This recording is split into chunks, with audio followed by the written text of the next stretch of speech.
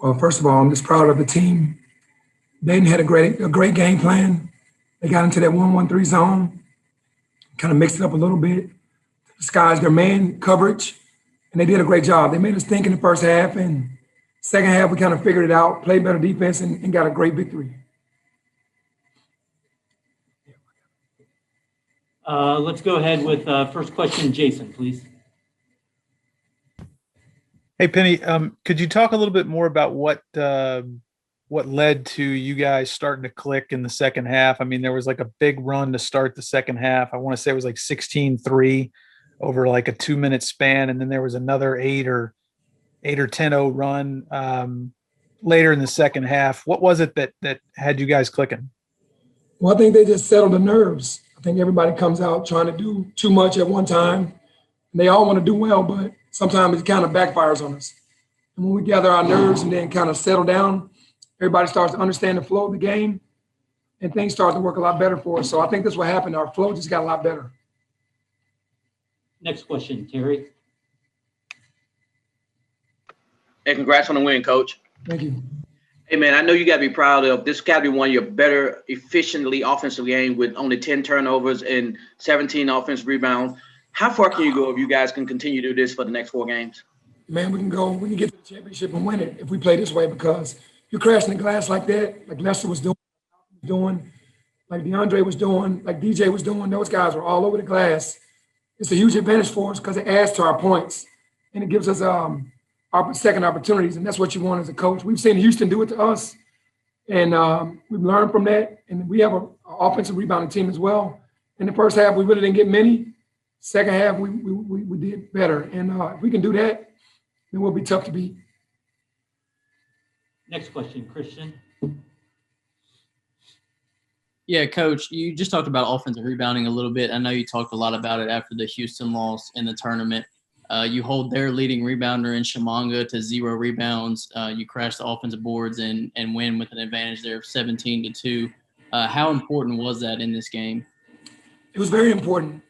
We knew when they had 2 guys out that they were going to be undermanned. They were going to play more wing perimeter guys than big men, and we took advantage of it. The guys got hungrier for the win, and that led to more offensive rebounds. They started just really being very aggressive going to the glass, and that worked out well for us. And we boxed out the big fella so that he couldn't get his average. Clayton.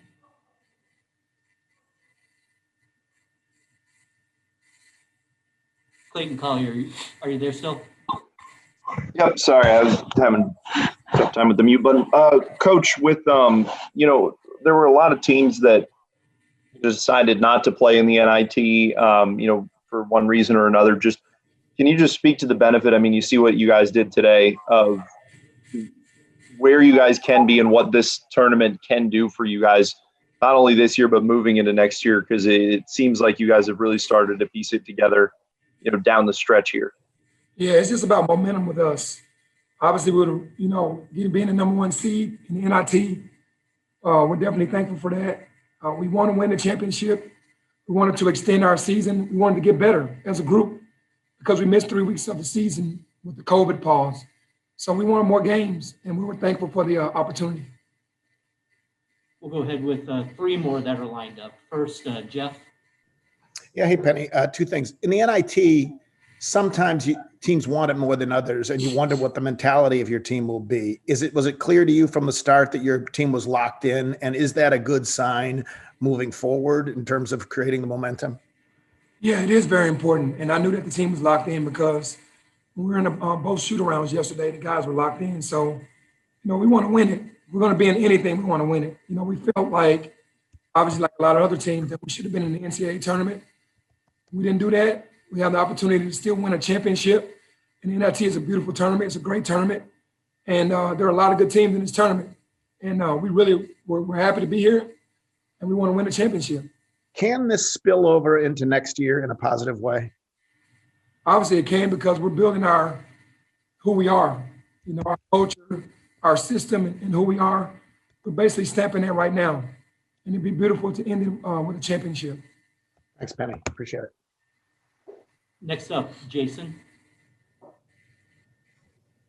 Hey Penny, how do you, if someone's to ask you how you explain the importance of Lester Quinones, the way he plays, what he gives to the team, how do you do that? How do you explain just how valuable he is to this team? Well, I mean, for me, I have to argue with him every day about how good he could be if he plays this way. He's probably a walking triple double if he wanted to play this way every game.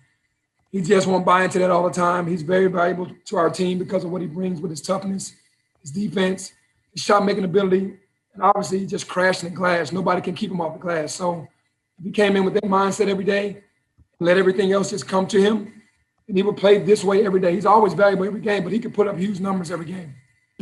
When he doesn't play this way, what is it that gets in the way? What's the reason for that?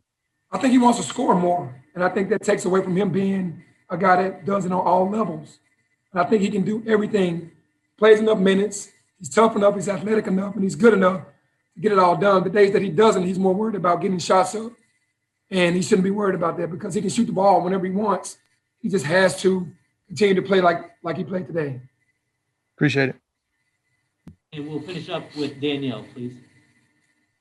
When a team is shooting 50% from the floor against you, but you're still managing to win in other ways, is that due to the guys, having to have the mental resiliency to kind of block that out? Or is that something where you just tell them, okay, hey, look, like, don't worry about that. We need to make sure that we compensate on the glass. We compensate by doing this. Like, you have to direct them, I guess, to block that out and refocus on something else? Yeah, I think they're all in the mindset of when you hear them talk, that we're never out of a game. We're always going to try to find another way. If it's not plugging in one area, we got to find it in other areas. And today they shot the ball really well. You got to give it up to them. They didn't get many shots up, but they shot 50%. But we knew that we could crash the glass. We could win the free throw game.